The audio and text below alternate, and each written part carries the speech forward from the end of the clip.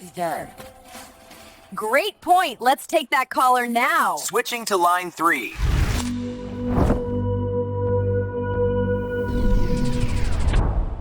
Welcome to Straight to English Channel. How to do laundry in English. Laundry. The great domestic battlefield, I suppose it's a necessary topic, even if it lacks a certain intellectual flair. The number of clothing casualties suggests people need guidance. It's more than necessary. It's critical. Yeah. This is where a language mistake can cause real pain. I mean, we're talking about turning your favorite white shirt a sad, sad pink. Or, and this is the worst, shrinking a wool sweater so small it only fits a dog. The shrunken sweater is, I'll admit, a profound tragedy, a testament to a complete failure of basic chemistry and caution. It should be framed as a warning to others. Or it could be a new fashion line for small dogs. You never know. But that's our mission today, right? We're going to cut through all the confusing words and settings to prevent these disasters. Precisely. We are providing the essential vocabulary for domestic survival. We're moving beyond just throwing everything in and hoping for the best. Let's begin with the most fundamental error of all, mixing. Yes. The mixing. Okay, so get this. We heard about this guy, Leo, and he was about to just shove everything in the washing machine together. And in that pile was a brand new, very bright, very red hoodie. Of course there was. Along with all of his white t-shirts. A classic, unforgivable mistake. The first rule, the absolute foundation of doing laundry, is separation. What Leo was about to witness is a phenomenon we call color transfer. And the key vocabulary for that is the dye running or bleeding, right? Exactly. When you see that on a clothing tag, it's a warning. The dye, especially in new clothes, isn't stable. When it hits hot water and gets tossed around, the color molecules literally escape. They bleed out. And they look for a new home. And they find one in your nice absorbent white cotton t-shirts. And just like that, everything is pink. A permanent, irreversible pink. Such a tragedy. So the action we need to take, the verb, is to sort. What does that mean in practical terms? To sort means to separate things into groups. For laundry, the absolute minimum, the starting point for a civilized person, is the rule of the 3 piles. The 3 piles. Okay, break it down for us. First, the whites. This is your pile for white t-shirts, white socks, towels, things that can take the heat and potentially bleach. Got it. Pile 1, whites. Second, the darks. All your black jeans, navy blue shirts, dark grays, the deep, stable colors. Darks, checks. And third, the colors. This is for everything else. Your bright reds, your greens, your blues, the ones you suspect might cause trouble. This is where that red hoodie belongs. Okay, that makes total sense. But what about, different types of fabric? Should a big, heavy pair of jeans go in with a light, silky shirt, even if they're both dark? An excellent question. That brings us to the advanced level of sorting. Sorting by fabric weight and how dirty the items are. So it gets more complicated. A little. You never want heavy, rough fabrics like denim tumbling around with delicate knits.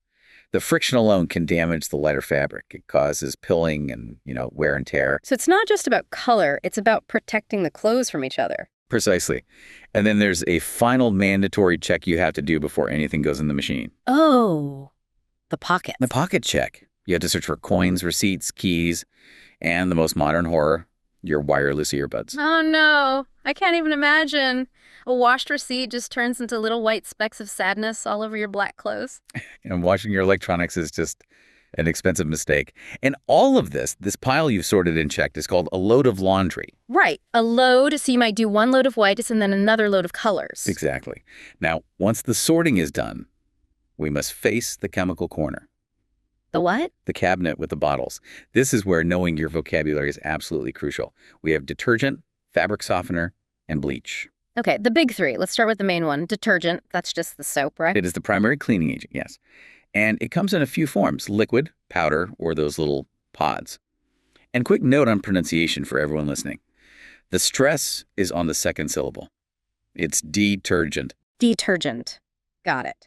So I've seen bottles that say E on them. What's that about? A very important distinction. He stands for high efficiency. High efficiency. Modern washing machines are designed to use much, much less water than older models. Because of that, they need a special detergent that doesn't create a lot of soap suds.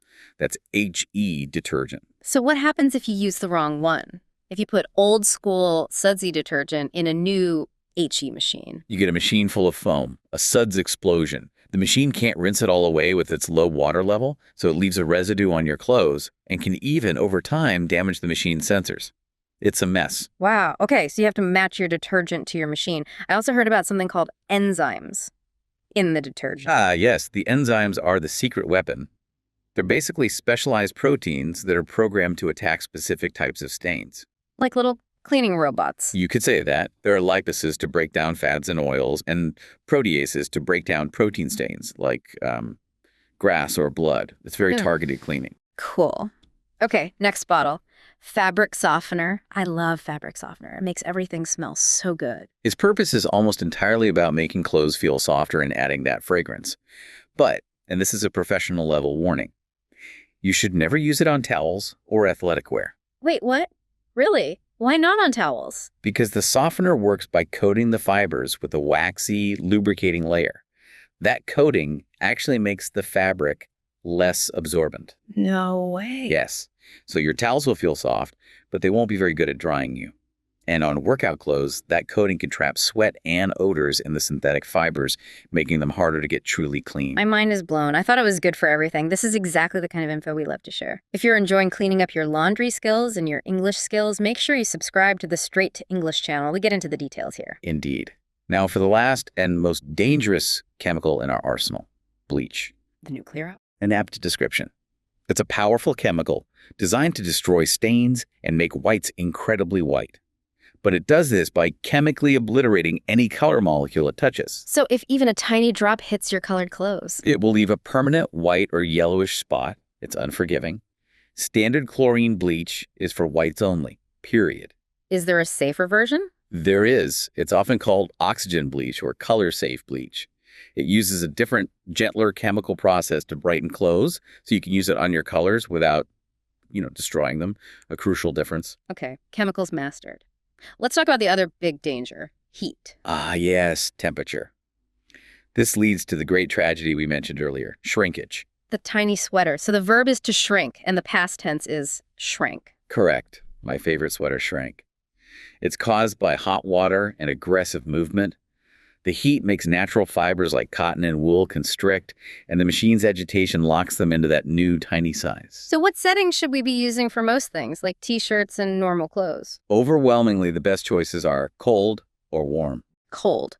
But does it actually get the clothes clean? I always thought you needed hot water to kill germs. That's a bit of an old-fashioned idea. With today's detergents, especially with those enzymes we talked about, cold water cleans remarkably well. It also saves a huge amount of energy and pretty much eliminates the risk of colors bleeding or clothes shrinking. So when would you ever use hot water? Reserve hot for things that really need to be sanitized and are durable enough to take it. Think white cotton bed sheets or really dirty white towels. Things with no color to lose and no risk of shrinking. That's a great rule. Now, the wool predicament. How do we avoid the chihuahua-sized sweater? Wool is the most delicate. It demands respect. It should never, ever go into a regular wash cycle. The combination of heat and agitation will felt it instantly. So what are the options? Your machine might have a special, very slow wool or hand wash cycle. If it does, you can try that. If not, you must literally wash it by hand in a sink with cool water. Or, the safest option for an item you truly love is to take it to the dry cleaners. And dry cleaning is something you can only get done professionally, right? Absolutely. It uses special solvents, not water. It is not a do-it-yourself project. What about other fragile things, like tights or lacy stuff? For those, you need to use a mesh laundry bag, a little zippered bag made of net. You put the delicate items inside, and it protects them from getting snagged or stretched out in the machine. A very wise investment. Okay, so we sorted our clothes, chosen our chemicals, and set the temperature. Now we have to actually understand the buttons on the machine, the cycles. Yes, the cycle setting is what controls how fast the machine tumbles and spins. Matching the cycle to the fabric is key to preventing damage. Let's start with the most gentle one. That would be the delicate or gentle cycle.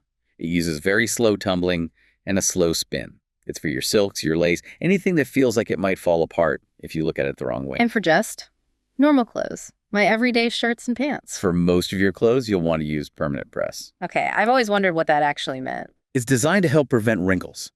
It uses a medium speed, but here's the clever part. It often includes a cool down phase before the final spin. A cool down phase, why? Because heat helps set wrinkles into fabric. By rinsing with cool water at the end, the machine lets the fibers relax and cool down slowly, which means fewer wrinkles. That's actually genius. So heavy duty is only for real emergencies. Heavy duty is maximum force. The fastest, most aggressive tumbling, you only use that for things that are incredibly durable and incredibly dirty, like muddy work jeans or heavy canvas. Using it on a regular t-shirt will just wear it out faster. And that last part of the cycle, when it spins really, really fast, that's the spin cycle. Correct. And its only job is to remove water. It uses centrifugal force to flame the water out of the clothes so they come out damp instead of soaking wet. A faster spin means less time in the dryer. Which brings us to drying. Quickly, yes. You have two main options. Tumble dry in a machine, which uses heat, or hang dry, which is just letting it air dry. Air drying is much gentler on clothes. And there's one super important thing you have to do with the dryer, right? The lint trap. You must clean it after every single load. It's a screen that catches all the little fibers. If it gets clogged, it's not only inefficient, it's a serious fire hazard. Do not forget the lint trap. Noted. Wow. We've gone from a pile of dirty clothes all the way to a clean, dry, and unshrunken wardrobe. So, to summarize for everyone, what are the 3 golden rules? Okay, I think I've got this. Rule 1. Always, always sort your laundry. Whites, darks, and colors. No exceptions. Good. Rule 2. Rule 2. Control the heat. Use cold or warm water for almost everything to prevent shrinking and save energy. Excellent. And the final rule. Rule 3. Know your chemicals. Detergent cleans. Softener is optional and not for towels. And bleach is a weapon for whites only. Perfection. You've achieved domestic competence. We did it. We solved laundry.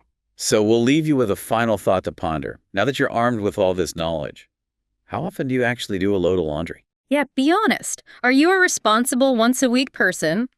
Or do you wait until you have literally 0 clean socks left and have to declare a laundry emergency? A question of character, perhaps. For more deep dives that bring order to the chaos of everyday English, you must subscribe. This is the Straight to English channel. We look forward to cleaning up more confusion with you next time. Thanks for watching. Don't forget to subscribe.